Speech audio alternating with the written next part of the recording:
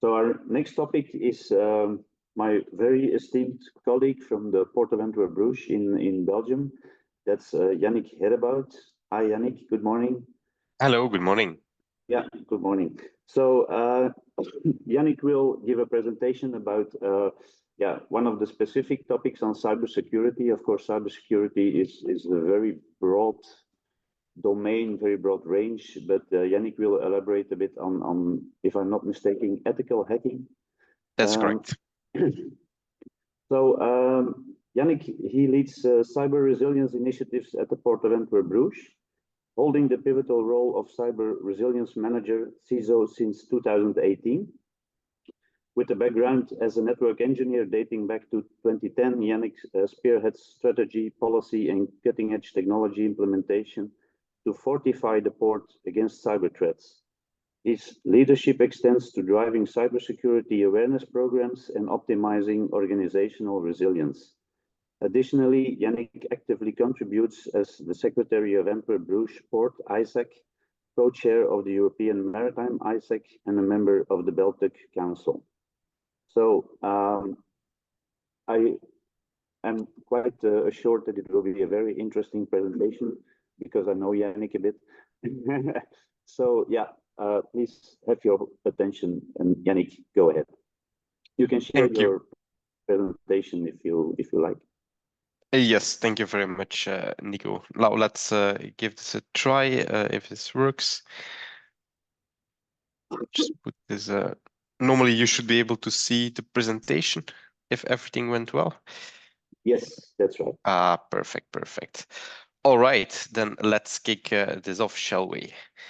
Now, Nico, I already think you did a perfect introduction of myself, so I don't think I need to spend much more time on this slide. So we can just jump into the content right away with the bad news that bugs are everywhere, unfortunately, and I've been a victim of that myself since I'm suffering from a cold the past couple of days. So if my voice would break down during the presentation, please bear with me, but I will recover, fortunately. But of course, that's not what I wanted to talk to you about today. I'm, of course, talking about digital bugs, vulnerabilities in software. Since our society is becoming more and more digital over time, we rely more and more on software to keep our societies going. Software which becomes more and more complex every single day. And unfortunately, this also has a serious drawback in the sense that thanks to this complexity of software, developers unfortunately are more prone to make mistakes, mistakes which we call, of course, bugs in our domain, bugs which can lead to vulnerabilities in software, and vulnerabilities unfortunately do get exploited by cyber criminals for all kinds of different motives. Activities could be financial gain, sabotage, espionage, and so on. Certainly in the case of port community systems, I would say those fall under the category of quite complex and very important pieces of software. Just to give you some examples of other software and vulnerabilities and how how that happened maybe, and how what kind of result that had. There are lots of examples of vulnerabilities and exploits and malware and so on. So I'm just going to run through some quite notorious ones, starting with Microsoft. I think Microsoft, one of the biggest software manufacturers in the world, makes huge amounts of software, very complicated software. Among that whole portfolio of software is Exchange, email server software. Maybe less common today than a couple of years ago, because everyone is going to Microsoft 365 or some other kind of cloud service for email, but still it's still out there, and it has vulnerabilities, and they are getting exploited by cyber criminals. In this case, it was the Hafnium cyber criminal gang. Now, very bad, of course, because an email server is exposed to the internet. So if you have vulnerabilities in there, then the cyber criminal might be able to infiltrate your network through there. Another example, Zoom, and I'm using Zoom right now, so I thought it was very applicable to also mention that. I think Zoom really made an exponential growth during the early phases of COVID. I think before that it was not that well known, but ever since COVID started, it grew exponentially, which also means that if there are any issues with your software, and all of a sudden you have, I don't know, maybe triple digit growth, then of course you will attract more attention, not only from potential customers, but also from cyber criminals. And if your software contains bugs, vulnerabilities, then of course they will uncover those. And this is exactly what Zoom encountered during the first few months of the pandemic. Of course, in the meantime, they worked hard to resolve these issues, but I'm pretty sure it was some stress during the first parts of COVID, and not only enthusiasm because of the increased amount of customers.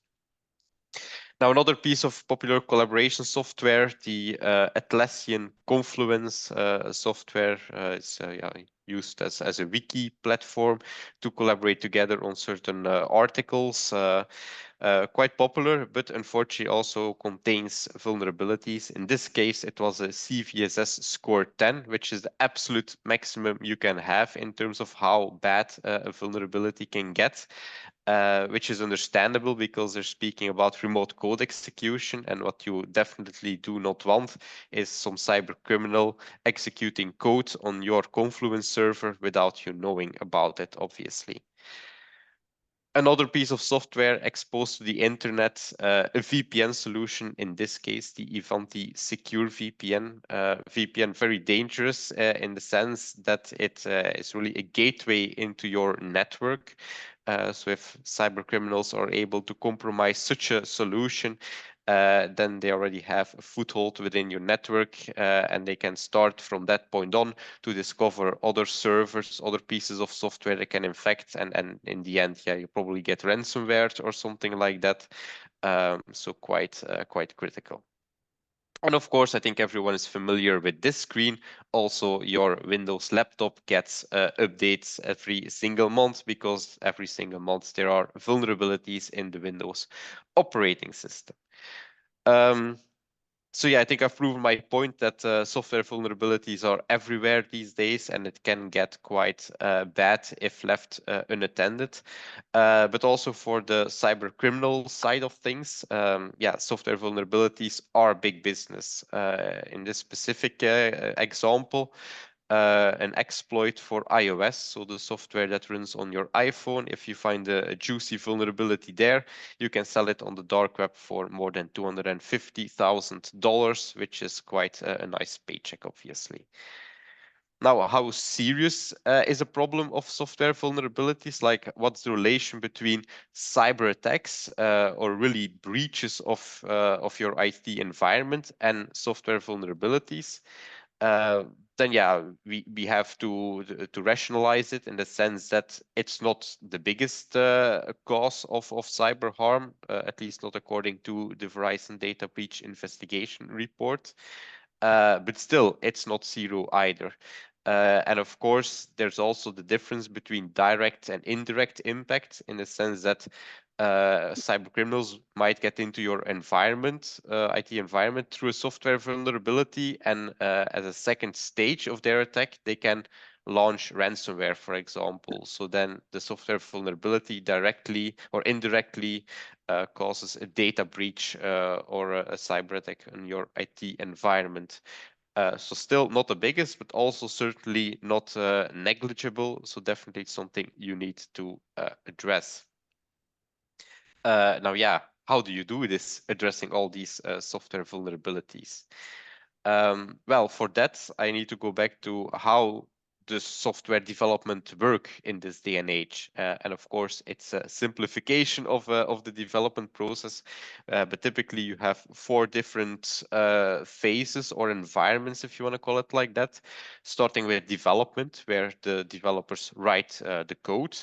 After that, it goes to testing, where there is some quality assurance happening by other developers or through automated tools or a combination of the both. Then the software gets compiled, gets installed on a staging environment. Typically, it's the same version as your production software, but on a set of dummy data, just to check out if everything still works according to what the stakeholders expect of your software. And then all the way at the end, it goes to production and it's being published live for your customers or end users to consume. Now, simplified, that's how it works typically. Now, hackers are usually focused on the right side of the slide, is being production, because that's typically the side that's being exposed to the internet, certainly in case of port community systems. So that's typically what hackers focus on. They can, of course, with some more effort, also get access to your development environment or testing or staging. But then typically, yeah, if they want to have data, real data, it's not in there in these other three environments. And they're oftentimes more isolated from the internet as well. So typically, hackers focus on production environments. Now, of course, it's very difficult for the developer, because if hackers find something or yeah, security researchers find something, whatever, then the developer needs to fix it. And it's always a bit like, yeah, being faster than the hackers, but it's not a very comfortable situation to be in, because if you fix your vulnerability too late, then you have cyber incident. So that's, of course, to be avoided. Now, typically these days, there's a new trend going on. They call it shift left security. So the philosophy behind shift left security is that you need to fix your security at the left side of the development cycle. So you need to make sure that when you type the code, that there are no bugs or no vulnerabilities in your code, which of course I would say makes sense, because if there are no vulnerabilities in your code, then you don't have issues in production as well. And then, of course, the developer has an easier job, because like it's just making quality code, and then you don't have issues afterwards. This is, of course, all easier said than done. And in an ideal world, there would be 0 bugs in production. That would be the ideal scenario. But unfortunately, we do not live in the ideal world. We live in the real world. And in the real world, there will always be bugs in production. So you can implement all the shift left security principles as you want. And of course, it will help to get less bugs in production, obviously, makes sense. But there will always be some bugs in production. So that's unfortunately an unavoidable reality which we have to take into account. But of course, the question is, how do we know where these bugs are before the hackers or before the cyber criminals do? Because when they know it first and you're too late, yeah, then you have a cyber incident. So how do you do that? And that's where the bug bounty and responsible disclosure program comes in. Which we have implemented at Port of Enter Bruges, also for our port community system. It would be remiss for me to not say that we do it together with our partner Integrity. We've been working with them since 2020 to really help us make our bug bounty and responsible disclosure program successful. Now, what is a responsible disclosure and bug bounty program exactly? So like that goes, you typically ask ChatGPT, and ChatGPT gives you a very concise answer. So you can, of course, all read that on the slide. But in short, responsible disclosure and bug bounty is really a structured way for legitimate security researchers to look for bugs or vulnerabilities on your systems and report it to your organization in a structured and legal fashion. And in case of bug bounty, also receive some kind of reward for it. Now, important to say that hacking, even if it's as part of a responsible disclosure or bug bounty program, hacking is still an illegal activity, which is punishable by law. So that's an important thing that you have to tackle before you start doing it, because it's, of course, as being a security researcher, it's quite a liability if you want to participate in such a program and then you get letters from lawyers of the company you're trying to help. That's, of course, not something you want. But in Belgium, we found a solution for that, in the sense that Belgium, since last year, has a law that protects legitimate security researchers from prosecution by the companies they're actually trying to help. So that's a very important piece of legislation that Belgium has put in place since last year.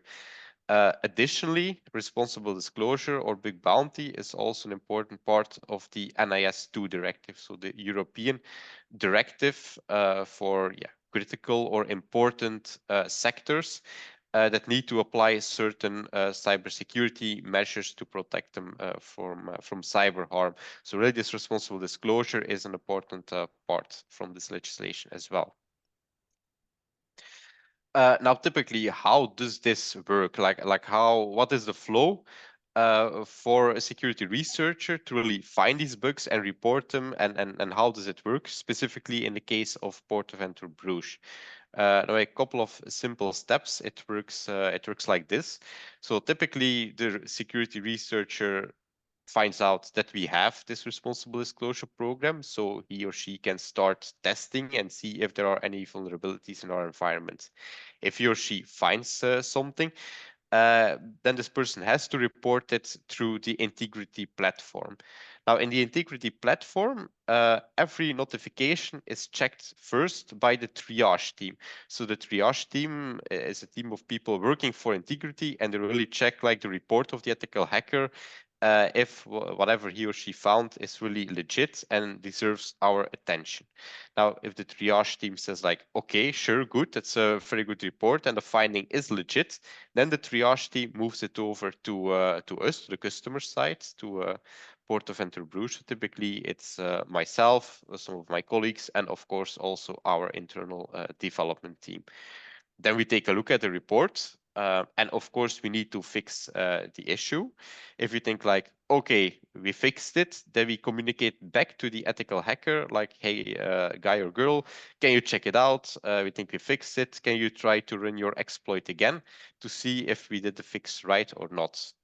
Then the ethical hacker checks, verifies, and then in the end, if applicable, we pay the reward to the ethical hacker.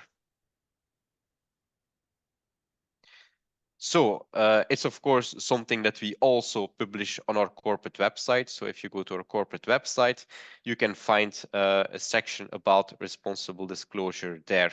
So there we indicate to everyone who wants to report something to us about a vulnerability that, okay, we have such a program. Here is a link to our integrity portal. There you can report it, and then we will take a look at it and get back to you. And it's important and also shows that we are a mature organization that allows these things to happen within, of course, the legal framework and the scope we have defined for this. Now, it is important to mention that we make a difference between a public and a private program for the simple reason that, of course, and especially in the case of our port community systems, that they are behind the login page. And of course, if you just take a look at our website from an outside point of view, from the view of an ethical hacker, then typically you won't get much further than the corporate website, some other public pages, and of course the login portal. So you can check the login portal, but not really what's behind it.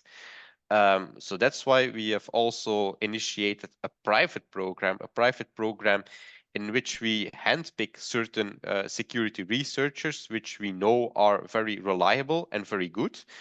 And we give them credentials to our staging environment, so which means they can log in, they can test all the port community applications behind the login page.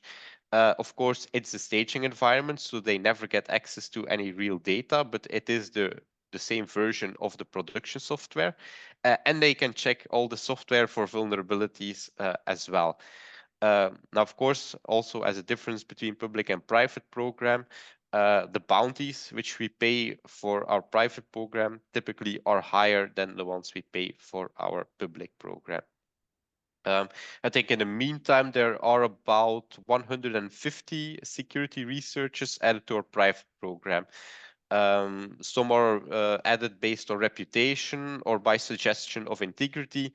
Others we have added along the way if we find out that a certain researcher is doing a very good job on our public program, then he or she gets an invite to join the private program as well.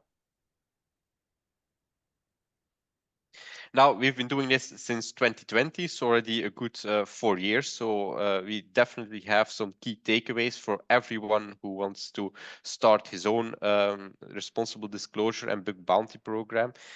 First being that you really need to expect yourself on an avalanche of reports during the first 2 or 3 weeks when you launch such a program. Even if you're doing penetration tests before or some assessments in the past, there will always be a lot of work in the first 2 or 3 weeks for the simple reason that you will have a new program. All the security researchers will come to that to check it out and see what they can find. So they will report a lot.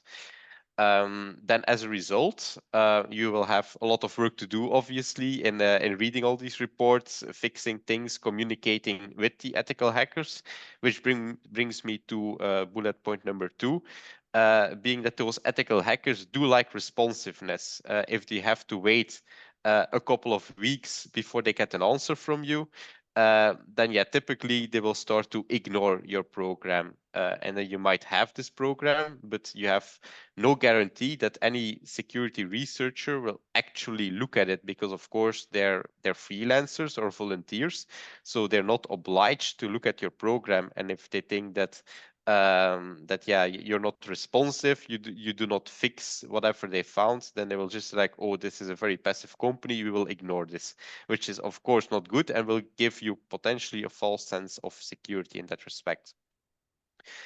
Do also think about your scope. Do not add everything all at once because this will only add to the avalanche you will get in the first 2 or 3 weeks.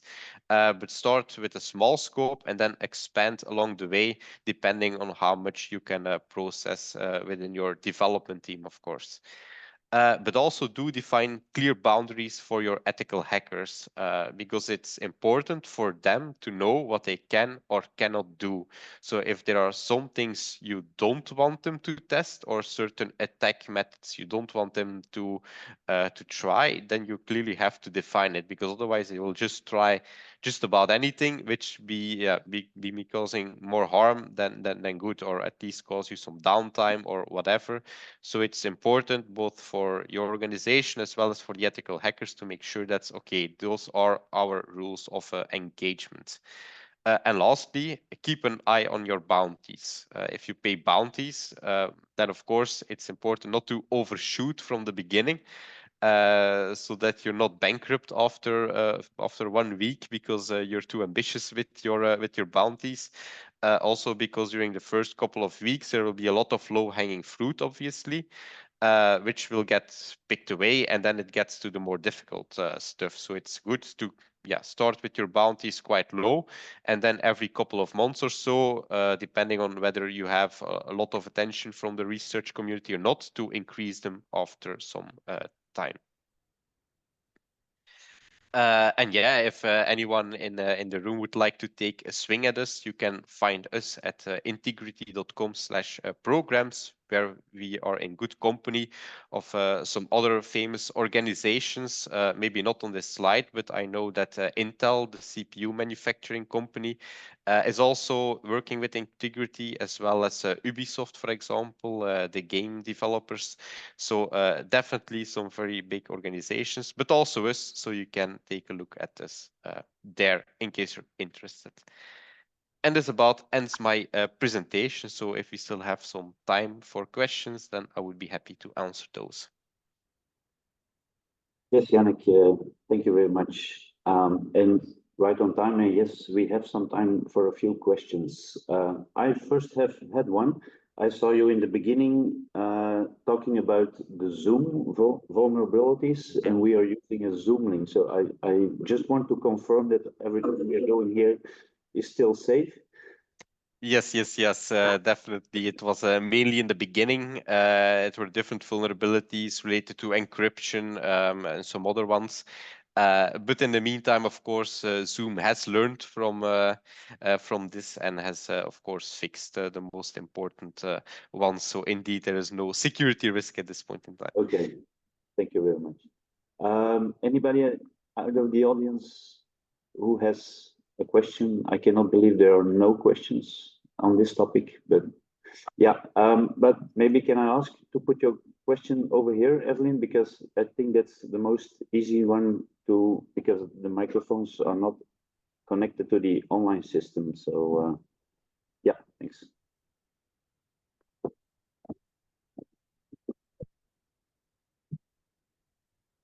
Hi, it was very interesting to listen to what you're doing over there, Yannick.